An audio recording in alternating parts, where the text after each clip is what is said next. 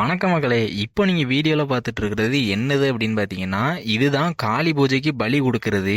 இந்த காளி பூஜைக்கு பலி கொடுக்கறது வந்து 3 இடங்கள்ல பண்ணுவாங்க. ஒன்று வந்து சுடுகாட்டில் பண்ணுவாங்க. அதுக்கப்புறமா ஊர் எல்லையில இந்த 3 முக்கு 4 முக்குலாம் இருக்கும்ல, அந்த மாதிரி ஊர் எல்லையில பேய் நடமாட்டம் அதிகமாக இருக்கிற இடத்துல பண்ணுவாங்க.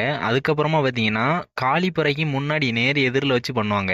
இந்த வீடியோ நல்லா பார்த்தீங்கன்னா தெரியும். வெண்பூசணி, தேங்காய், அதுக்கப்புறமா எலுமிச்சப்பழம் இந்த மூணையுமே வச்சு ஒரே வெட்டுல வெட்டுவாங்க. இந்த பலி கொடுக்கறது வந்து காளி வேஷம் போட்டிருக்கிறவங்க தான் பண்ணுவாங்க. அதுக்கப்புறமா சுடலைமாட சாமி வந்து அவங்களுக்கு காவலுக்கு போவாங்க, காவல் தெய்வமா. இது வந்து எல்லா தசரா குழுலையுமே பண்ணுவாங்க. காளி பூஜைக்கு பலி கொடுக்கறது அவங்க ஊர்ல சுடுகாடு இருந்துச்சு அப்படின்னா அந்த சுடுகாட்டுல போய் பலி கொடுப்பாங்க. அப்படி இல்லைன்னா ஊரோட எல்லையில வச்சு பலி கொடுப்பாங்க.